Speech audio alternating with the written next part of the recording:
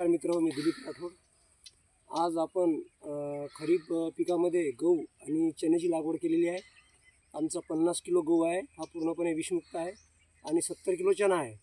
त्याच्यामध्ये आम्ही आता विषमुक्त म्हणजे काय, त्याच्यामध्ये आपण नेमकं काय वापरलं आणि ते कसं आपण उत्पादन घेणार, त्यासाठी आम्ही मागच्या वर्षीचं जे कुटार आहे त्याच्यापासनं हे अशा पद्धतीनं आम्ही असं गांडूळ खत तयार केलेलं आहे. म्हणजे कंपोस्टिंग, जे कुटाराच्या वेस्टेज कुटाराच्या याच्यापासून हा असा पूर्णपणे आम्ही असं कंपोस्ट खत तयार केलेलं आहे.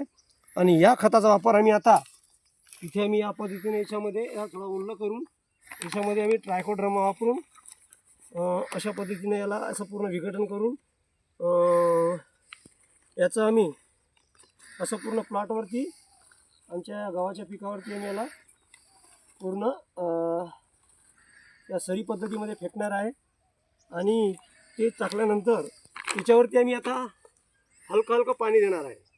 असं याला मिक्स करून घ्यायचं आहे. याच्यामध्ये बघू शकता आम्ही बनवलेला कसा खत आमचा तयार झालेला आहे.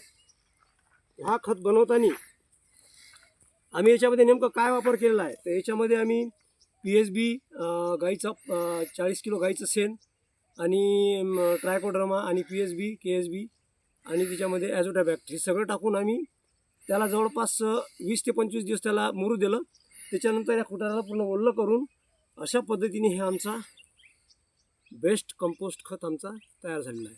आणि याचा वापर आता आपण या पिकावरती करणार आहे, जिथे आम्ही गहू टाकलेला आहे, चणा टाकलेला आहे. आणि हा प्रयोग आम्ही ह्याच वर्षी नाही, दरवर्षी माझा हा प्रयोग असतो.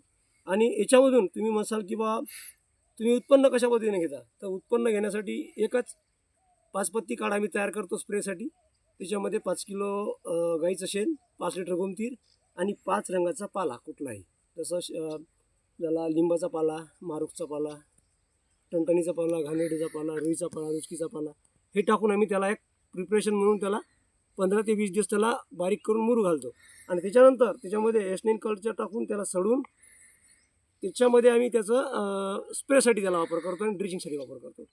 आणि खताचा वापर करण्यासाठी जर म्हटलं तर आमचा कंपोस्टिंग खत बघू शकता कुठल्या दर्जाचा आमचा हा खत जवळून बघू शकता.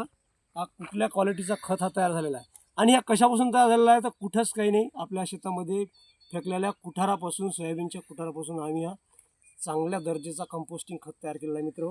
आणि तुम्ही पण असंच वापर करा.